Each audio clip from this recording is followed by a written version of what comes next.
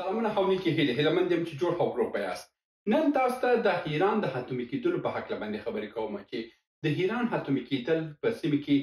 څومره هم ثبات ته ګټه ده که ثبات ته ګټه نه ده، څومره د اسلام دپاره د یو ګټمند کار دی که ګټمند کار نه دی، نو څنګه د افغانستان دپاره ګټه شته که نشته او د سیمې نورو هېوادونو دپاره ګټه شته که نشته.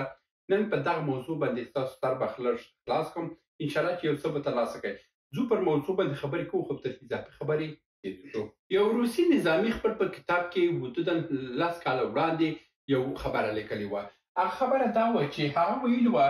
په نړۍ کې هر هغه هېواد چې غواړي اتم ځان ته جوړ کړي، اتم جوړول اسانه دی خو د اتم استعمالول ډېر ګران کار دی. د مثال په ډول باندې پاکستان اوس اتمي وسله لري مګر استعمال یې نشي کولی. پر هر هیواد استعمال کړو خو برته هغه هیواد هم پر ایران پر پاکستان باندې هم خپل وسلې استعمالوي او پاکستان هم له منځه وړي. او که راسو پر ایران باندې دوی همدا خبر هم کړی و چې ایران که ځان ته وسله جوړولی سي نو ایران هدف کوم هیواد دی؟ ایران دا دی چې دی به په اسرائیل باندې حمله وکړي او که اسرائیل باندې حمله وکړي نو هغه خو اسرائیل سره په سلګونه نه چې په زرګونه اتمي وسلې پاتې دي نو دا ورکې که ایران یو حتمي انفجار پر اسرائیل باندې وکړو او دوی به په هغه په بدل کې په زرګونو پر باندې وکړي. نو دا هماغه وینا ده چې وایي د اتم جوړول اسانه کار دی، د اتم لرل اسانه کار دی مګر د اتم استعمالول ډېر ګران کار دی. دا د ټولو یعنې یو نظامي خبره ده چې په نړۍ کې ډېر خلک هم په دې باندې متیقنه دي په دې خبره باندې. اوس راځم پر دې موضوع باندې که ایران حتمي وسله پیدا کړي د ایران څومره مسؤلیت پیدا کوي. هر هیواد چې حتمي وسله پیدا کړه اتمیک بام پیدا کړلو، د اتمیک بام یو دا دی چې کله هم د نړیواله اتمي وسلو اداره چې ده هغه اداره چې ده به هغه هیواد ته مسؤلیت ورکوي چې وروره ته چې اوس یو نړیوال قدرت یې زه نور نړۍ هیوادونه ته اجازه نه ورکوم چې ستا حساب خراب کړي او ته یو نړیوال قدرت یې بس ته چې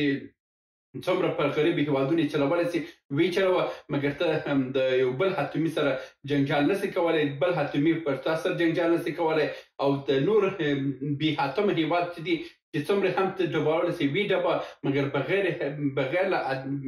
بې له اتم هیوادو باندې بیا ته اتم هم نسي استعمالولی، ته فقط د هغه سره بیا وسلوي جنګ کولی سي. نو په دا خاطر باندې دلته ایران همدا اوس کې په دغه کلونو کې دوی د تیلو د صنعت څخه دوی د چین او د روسي د پروژو څخه که په هره برخه کې موږ یاد کړو ایران ډېر پیسې ترلاسه کړي او دا ایران د پیسو ترلاسه کولو سره ایران خپل بنسټیز کارو باندې هم ډېرې پیسې ولګولې او خپل ځان یو ځای ته ورسوله تر دې ځایه چې اوس هغه دی د ځان وسلې جوړوي، ځان بالستیکي وسلې جوړوي که هغه راسو د اتم بم ته موضوع رسېدله او په سیمه کې که وګورو بیا حربان چې دي هغه لاس تر زنې ناست دی، هغه نه وسله لري او نه هم اتمي وسله لري او نه هم پوځ لري او که راسو بیا افغانستان ته راسو افغانستان بېچاره خو په ټول د تاریخ کې د ایران په همکاري باندې چې نورو هېوادونو ته یې لاره جوړه کړه افغانستان دومره وکوټل سو دومره ووهل سو چې افغانستان خو د هیڅ شي توان نه لري او که دی حتمي وسله پیدا کړه او د سره پیسې هم د کوم لاسوهنې چې پخوا یې درلودل د هغه لاس برابره به نور هم خپل لاسوهنې په افغانستان کې ډېر کړي او دا ځل به دوی به خپل په خوښه باندې یو کس هم کښیني او دا ځل به کوم نارواوې دوی هغه په سلګونه او په زرګونه کال کې د پښتون قوم سره دوی درلودل هغه نارواوې به لا واخلي. نو دلته ایران د سیمې هیوادونه چې کوم هیوادونه دي دوی د یو هیواد سره هم ښه کور یې کړی نه دی او د هماغه یو ښه کور نه کولو له امله اوس که ایران اتمي وسلې ته لاس پیدا کوي نو هغه به د سیمې هیوادونه ټولو ځینې ناراضه دي، که هغه افغانستان دی، که هغه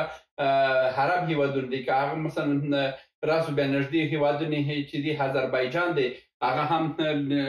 ورڅخه ښه ورځ نه لري، که راسو ترکیه وګورو ترکیه هم ځینې ښه ورځ نه لري. دغه ټول هیوادونه په دې باندې موافقه دي چې ایران باید اتمي وسلې ته لاسرسی به نه لري پیدا نه کړي ځکه چې که اتمي وسلې ته لاسرسی پیدا کړلو نو امریکا پر دې باندې داسې نشي کولی وارې نشي کولی حمله نشي کولی ځکه چې د سره اتمي وسله ده او د نړیوال اداره دې ته اجازه نه ورکړي چې پر ایران باندې حمله وکړي. اسرائیل باید توان نه لري چې پر ایران باندې حمله وکړي. دغه ټول هغه کارونه دي چې کله هم یو هیواد اتومي وسلې ته لاسرسی پیدا کړلو نو دومره قدرتونه هم ورته د اتومي وسلې سره د هیواد ته راځي. نو چې دا کله هم راغلو متاسف په پخواني ویډیوګانو کې وویل چې د افغانستان سره ایران په ټول د تاریخ کې ښه ورځې کړې نه دي، د عربان سره ښه ورځې کړې نه دي. نو که دې خلکو ته دا قدرت پیدا سو نو دوی بیا په نړۍ کې دوی تر اوسه پورې یو جهالي د فارس تاریخ درلودله، مګر دوی غواړي چې اوس په رسمي ډول باندې د فارس امپراتوري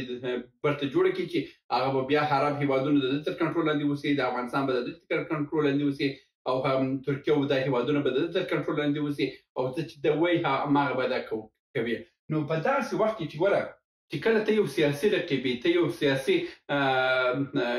ته یو هیواد خپل سیال بولي او ستا ازلي دشمن هم دی، نو په داسې وخت کې ګوره د دشمن بریا ستا خپل ناکامي ده. چې کله هم دشمن یو بل لیول ته رسېږي دا ستا خپل ناکامي ده. که اوس د ایران سره ساینس پوهان شته، که د ایران سره علمي کدرونه شته، د ایران سره پوهنتونونه شته، د ایران سره د نظامي تجهیزات شته، د ایران سره نظامي وسلې شته، دا هر څه چې د ایران سره شته دا زموږ دپاره هار دی، د افغانستان دپاره هار دی. دا شرم دی چې افغانستان په خپل کورنۍ جګړو کې خپل په خپل وهلو کې د اسلام په نامه باندې دا ټول تباهیانې وکړې، او ایران بیا دې ځای ته ورسېدی چې اوس اتمي وسلې جوړوي، او د اتمي وسلې د پیدا کولو سره سره دا د نور به نړیوال قدرت جوړ شي، او دا به د نړۍ دپاره یو بل رهبر واوسي. او چې کله هم دی په رهبر جوړېږي نو بیا دی خو خپل پخواني دښمنیان خو دوی په زړه کې تر اوسه پورې لري. داسې نه دي چې د دې تللي اوسي. دوی د ډېرې پخوا څخه دوی د افغانستان سره دوی خپل دښمنیان په زړه کې ساتلي دي، او دا یو ورځ نه یو ورځ د پر افغانانو باندې د حملې کوي. که راسم به دلته په سیمه کې اقتصادي بدلون به څومره واوسي چې کله هم کې ایران دا څه جوړ کړل، اتمي وسلې جوړ کړه، نو دلته ایران اتمي وسلې جوړ کړه، موږ یوازینۍ لاره هم چې د دغه ځای څخه داسې پر هرات باندې دا اوس د کوم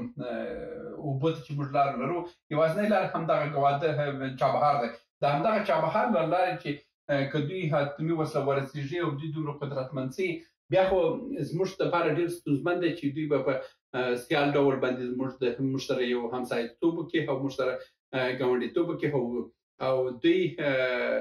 په افغانستان کې لاسوهنې څه کوي چې بیخي خپل لاسپوڅي به هلته مقرره کړي، او دا ځلې که افغانستان کې لاسپوڅي مقرره کړي په افغانستان کې به حالات لا هم تریخ شي، او دا د افغانستان دپاره هیڅ ګټه نشته. او که داسې نور عرب هیوادونه به هم ناارامه سي، ناامنه سي، او که هغه عراق دی، که هغه سوریه ده، که هغه ټول هیوادونه چې پخوا وه دا به لا برته ناامن سي. نو دا ټول سره سره چې موږ وګورو د ایران اتمي کېدل په دې سیمه کې زموږ په ګټه نه دی. دا که اوس تاسو خبره دریم موضوع که راسو د اسلام په هکله باندې خبرې وکړم، ګوره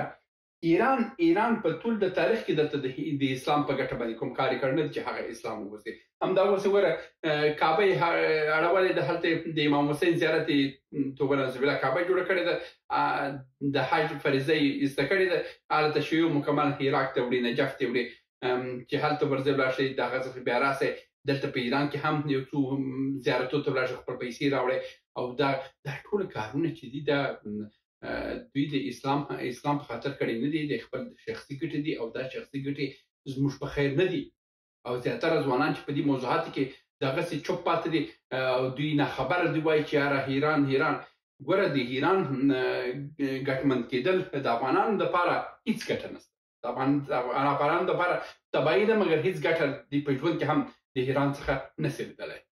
دا و د نن ورځې یو لنډه ویډیو چې انشاءالله چې تاسو ته مې د سیاسي او اقتصادي او مذهبي برخو کې دا ویله چې ایران اتمي کېدل نه د اسلام په ګټه دی، نه د سیمې په ګټه کې، نه د سیاست په ګټه دی، په هیڅ برخه کې زموږ په ګټه خو بیخي نه دی، او د هر ګټه دی که تاوان د هغه باندې موږ کار نه لرو، خو زموږ ګټه په شي کې نه لیدل کېږي. دا و د نن ورځې ویډیو. هیله مند یم چې سم ترلاسه کړی اوسئ. تر بیا هم په الله سپارم. ښې چارې. سلامونه. موږ ډېر موضوعات جوړ کړي دي. که سیاسي موضوعات غواړئ ووینئ نو دلته کلیک کړئ، او که غواړئ اقتصادي موضوعات وګورئ نو دلته کلیک کړئ، او که غواړئ چې د تل لپاره راسره واوسئ نو دلته کلیک کړئ او چینل سبسکرایب کړئ. مننه.